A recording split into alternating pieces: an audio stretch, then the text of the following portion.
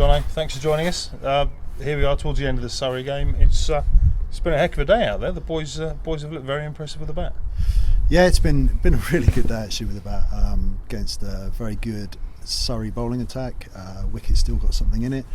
All the stuff we've been talking about in the marquee, the challenging conditions we've tried to make the batters face, which they've thanked me very much for, it's worked really well today.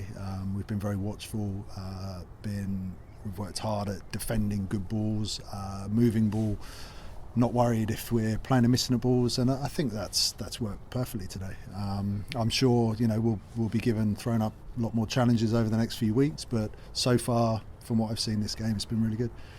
Excellent. I mean, you look at the way Rocky approached his innings, the way Robbo approached his innings. The two boys look solid out there. You've got to look at those two, and anybody's got to look at those two and say, look, that's probably one of the best opening partnerships in the country.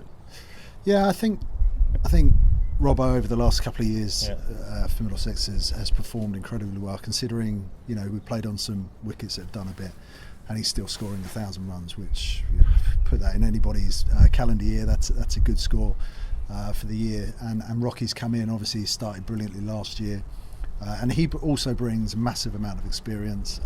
He's amazing around the boys.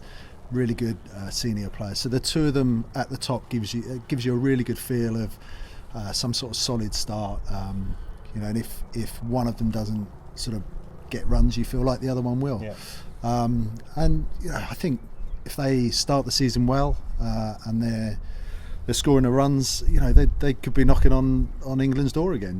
They've both played, they've both experienced it, they've both understood maybe why it didn't quite work out, and who knows. Copped any flack from Mr. Batty or Mr. Stewart? Obviously, you were with them a month ago on the other side of the river. No, Bats has been great. I got a Judas call from Stewie, but that's okay. He's a good man, and I got a great relationship with both of them. But it's been good to catch up with them. Obviously, didn't leave that long ago, but when you're used to spending every day with them, it's been good to catch up. Well, you've obviously crossed north over the river. You've brought another with you. Swum home. Jade's coming, Jade Dernbach. We announced him today, obviously joining us as a fast bowling consultant coach. I know Jade is a fantastic bloke off the park. He's one of those gnarly, angry fast bowlers on the park. And I don't know what you mean. People perhaps have a perception of him of being just a bit of an angry badger. I think when you look at Jade off the park, he's a cracking bloke. And obviously he's someone you work very closely with. You know him really well. What will Jade bring to the dressing room? I'm really excited being able to bring Jade in. A couple of years ago, when he was captain of the T20 side at Surrey, when I was there, he was injured, and I brought him in to help me with the bowlers. And I just watched how he operated, how he spoke to them, his knowledge of cricket.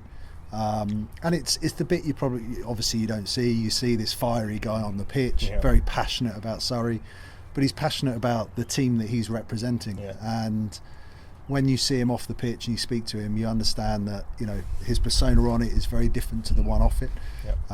Speaks very well, and I'm really excited by what he can bring to our young bowlers. So Ethan Bamber and Blake Cullen, Martin Anderson, those guys I think will really benefit from him with his and he's the other thing I think is great with him is he's current. He's just out the game.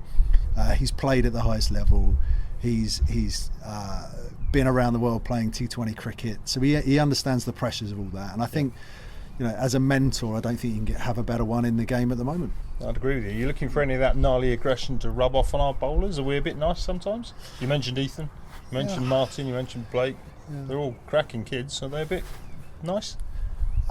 Nice. I mean, they take their wickets, don't they? So that's not very nice for the batters. They certainly do. No, they are good guys, and sometimes you want something on the pitch. And I think when they would have known him as a character probably from afar, seeing him what he's like on the pitch, and probably already having a thought in their head of what they're expecting, they might be a bit nervous. I don't know, but when they actually realise what a great bloke he is and how genuinely a good man he is, that can help, and it can show you that you can be highly competitive on a pitch. Don't have to step over the mark, but you can be highly competitive on the pitch. You can be a really good bloke off it.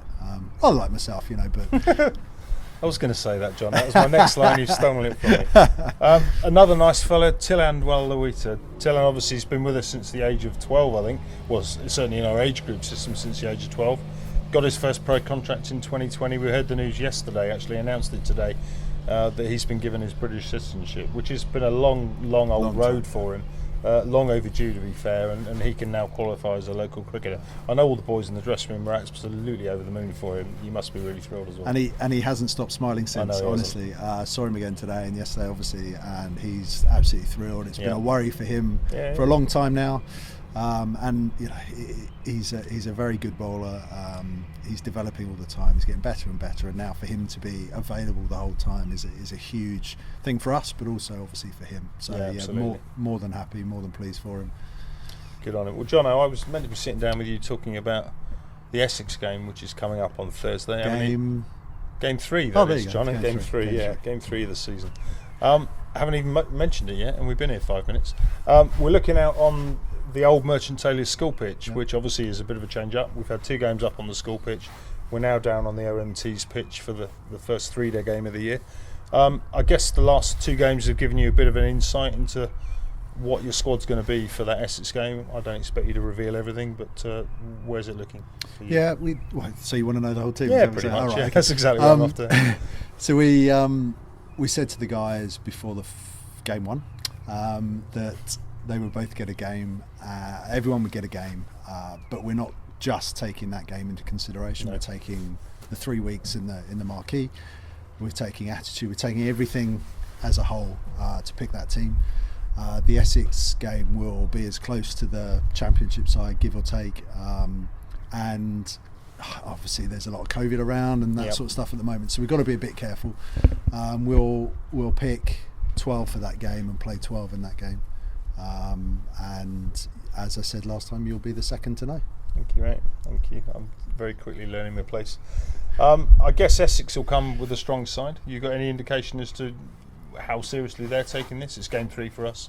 We're going into it full of competition, looking to kind of put a bit of a marker down, I guess, ahead of Derbyshire. Game 4. I haven't heard anything from them. I presume this close to the game 4 that I imagine it will be their strongest side. I don't know how many are coming, to be honest, but we will be treating it like we have this game and the previous game, like a proper game, as best we can, and get the most out of it. Definitely. Absolutely. Well, you're dressed here in tracksuit, jumper, pullover, snood, scarf, hat, coat. I'm much the same. It's absolutely Baltic. I think Thursday's meant to be 2 degrees. Well, the wind chill factor for Tuesday is -2 degrees. Yes. So I'm looking forward to that. It's definitely dropped a few degrees from the couple of days ago. But the boys so far have not really moaned about it, to be fair to them, and they've responded well so far. So let's see what Thursday brings us. I'm sure there'll be a few woolly hats out on the pitch. You might be right. But that's early season in England, and we've got to prepare for that for game 4 potentially. Yeah, so. Absolutely. Yeah, I can't see it brightening up too much. John, look, cheers for joining us. All the very best of luck against Essex. I think I'm coming down throughout that game. We're not live streaming it, but we'll have a static camera up so that people can sit at home and watch. I'll be coming down, having a chat with Jade, I think, getting him interviewed for the website. All the best of. Hope it goes well, and hope that progress continues. Thank you very much. Take care. John.